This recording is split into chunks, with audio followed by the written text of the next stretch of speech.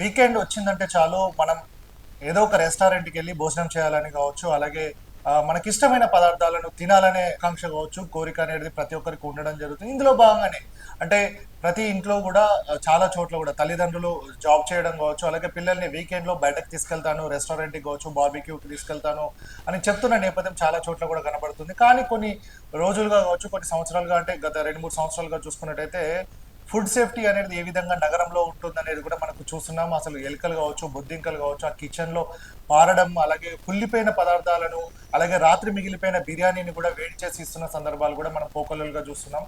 So ఈ రోజు కూడా మరొకసారి కూడా అబ్సల్యూట్ బార్బిక్యూ సంబంధించిన అవుట్‌లెట్‌లో ఈ రోజు టాస్క్ ఫోర్స్‌కి సంబంధించిన అధికారులందరూ కూడా సోదాలు నిర్వహించడం జరిగింది. ఈ సోదాల్లో చాలా విషయాలు కూడా బయటపడడం జరిగింది. మరొక్కసారి ఇట్లాంటి వాటికెళ్ళి తింటామా? అసలు ఇక్కడ వెళ్లి మనం ఇన్ని రోజులు తిన్నామా అనేటి కూడా సందర్భాలు కూడా ప్రతి ఒక్కరు కూడా గుర్తు చేసుకునే అవకాశం కూడా కనబడుతుంది. అట్లాంటి ఇష్యూస్ కూడా ఇందులో రేజ్ చేయడం జరిగింది. అబ్సల్యూట్ బార్బిక్యూకి సంబంధించిన అవుట్లెట్ ఎక్కడెక్కడైతే హైదరాబాద్‌లో ఉండడం జరిగిందో ప్రతి చోట కూడా వీళ్ళు ఫుడ్ సేఫ్టీ అధికారులు తనిఖీలు నిర్వహించడం జరిగింది. ఇందులో ఐటీ హబ్‌గా చెప్పుకుంటున్న ఇనార్బిట్ మాల్ ఎక్కడైతే ఉందో ఇనార్బిట్ మాల్‌లో కూడా ఈ అబ్సల్యూట్ బార్బిక్యూకి సంబంధించి ఉండడం జరిగింది. దీంట్లో సాఫ్ట్‌వేర్‌కి సంబంధించిన ఎంప్లాయీస్ కావచ్చు, హడావిడిగా వస్తారు, తింటారు, వెళ్తారు అని అనుకున్నారేమో గానీ, అక్కడ కుళ్ళిపోయిన మాంసం ఉంది అని కూడా వీళ్ళ రిపోర్ట్‌లో కూడా తేల్చడం జరిగింది. మొత్తంగా చికెన్ కావచ్చు, మటన్ కావచ్చు, ఇతర పదార్థాలు ఏవైతే ఉన్నాయో మాంసానికి సంబంధించి అవన్నీ కూడా కుళ్ళిపోయినాయి అని చెప్పేసి ఇక్కడ రిపోర్ట్‌లో ఇవ్వడం జరిగింది.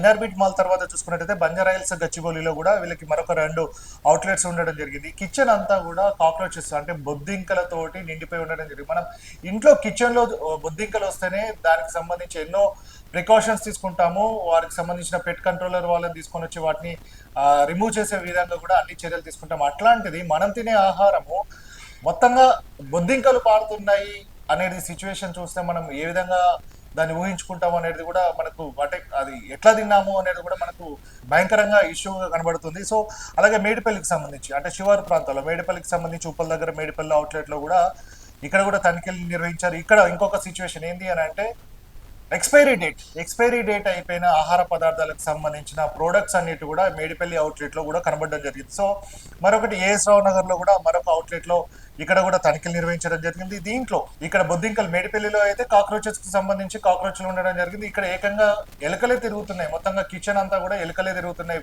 పోయి స్టవ్ మీదకి కావచ్చు, అలాగే ఆహార పదార్థం ఏవైతే బిర్యానీ కావచ్చు, ఏదైతే స్టార్టర్స్ ఏవైతే ఉంటాయో వాటి పై నుంచే వెళ్తున్నాయి అన్నట్టు కూడా వీళ్ళు చెప్తున్న నేపథ్యం. సో మొత్తంగా ఆ కిచెన్ అంతా కూడా ఎలుకలు తిరుగుతున్న నేపథ్యం దానికి సంబంధించి అంటే ఎక్కడి నుంచి వస్తున్నాయి అనేది కూడా మనం చూసుకోవచ్చు. అంటే అక్కడ సిచ్యువేషన్ బాగాలేకపోతేనే ర్యాట్స్ రావడం జరుగుతుంది కాబట్టి అంటే ఎంత డేంజర్ గా ఉందో కూడా మనం అర్థం చేసుకోవచ్చు. సో ఇక్కడే ఆహార పదార్థాలకు సంబంధించి ఏదైతే వెజిటేబుల్స్ కావచ్చు, మిగతా ఏదైనా టమాటో, ఆలుగడ్డ ఇలాంటి ఏదైతే వెజిటేరియన్ కి సంబంధించిన కూరగాయలు ఉండడం జరుగుతుందో, అలాగే ఆహార పదార్థాలు కావచ్చు, వాటికి సంబంధించి అంతా ఎక్కడ నిల్వ చేస్తున్నారంటే మనం ఎక్కడో అనుకోవచ్చు.